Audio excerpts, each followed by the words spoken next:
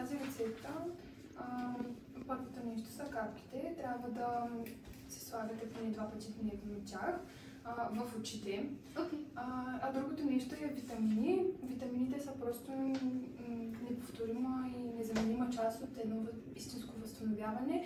Тези, които съм ви написала там, те са най-добрите на пазара в момента и съответно заради добрите си ефекти се продават на много малко места. Например, можете да отидете тук отсреща в аптеката, ги има. Ето така изглежда. Добре. Да. Добре, кога да се запишат следващия час? Трябва да ползвате капките поне една седмица. След това, ако имате подобрение, може да ми се обадите, да се чуем отново. Но може би няма да трябва да идете повторно. Добре, много ви благодаря и за тук добро довиждане. Довиждане.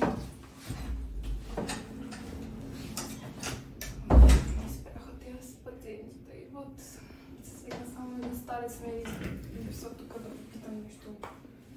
Доктор Бабалиева, резултатите излязоха ли? Да, ето ги резултати на пациентката. Не стойте на главата.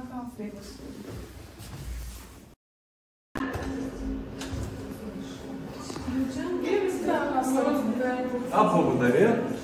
Ама господине, аз имам запазен час, молям се. Ама пазете си го, бе. Ама какво е това нещо? Пак ще се чака.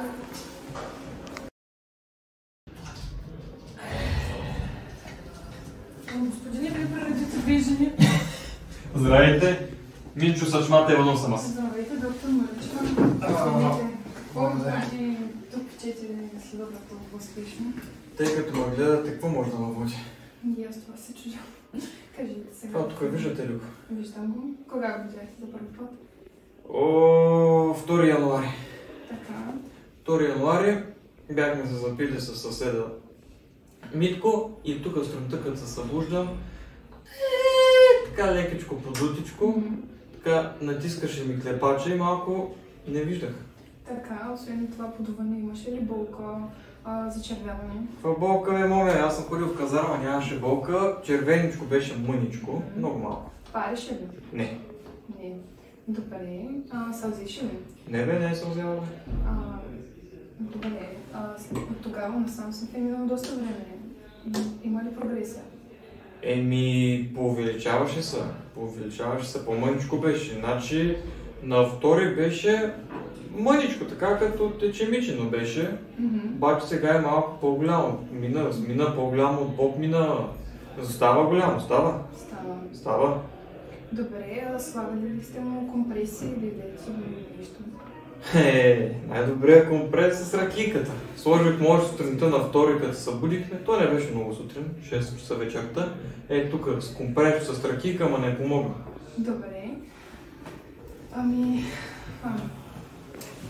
Доктор Бабалиева, какво мислите, че има на пациента? Според мен при този пациент се касае за птоза на клепача. Така, какви са видовете птоза? Птозата може да бъде вродена и придобита, като всяка една от тях се раздира на апоневротична, механична, миогенна, неврогенна и травматична. Точно така. При него за каква степен птоза се касае според нас? Първо трябва да измерят с линията ширината на очната, за да преценим каква степен е птозата. Това, което може да направим е долния ръб на горния клепач, мозъчната реакция да измерим разстоянието. Не бой се, не си ходил в казарма. Не съм. И друго подходящо при този пациент е да се направи скенер за кистата. Евентуално, ако смятаме, че има рефлекс. Не, елате не съм, мисля, че няма рефлекс. Отворете окото. Така. При пациента се касае 3 мм. Каква е птозата тогава? Ще имаме средна птоза. Добре. И какви биха били вашите диференциални диагнози?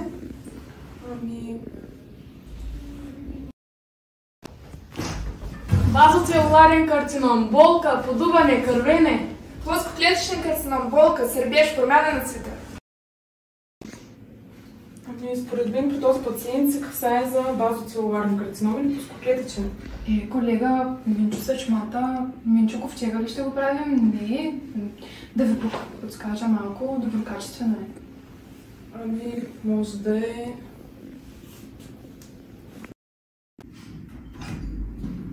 Ксантелазма, висок холестерол и жълт цвят. Халацион, замъглено зрение и отток. Хордиолно, парене, зачервяване и сълзене. Абе, киста е, бе, хора.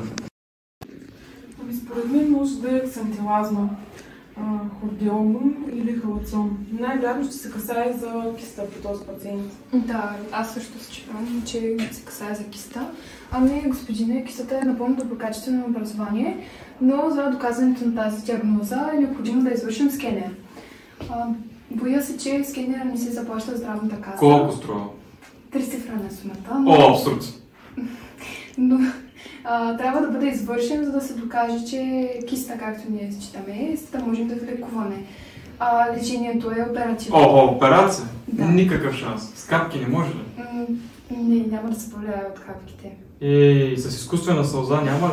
Не, боя се, че не, но ако не се извърши тази операция, симптомите ми ще стават все по-лоши и по-лоши. Добре, ще си помисля няколко дни и отново ще ви звънна. Този път ще се запазя час. Добре. Много ви благодаря, много ви благодаря, сърдечно ви благодаря. Аз се извинявам и за преди малко за сценката. Господине, всъщност прегледът е платен за 50 лева. Важното сме живи и здрави, ще имам да черпя другия път.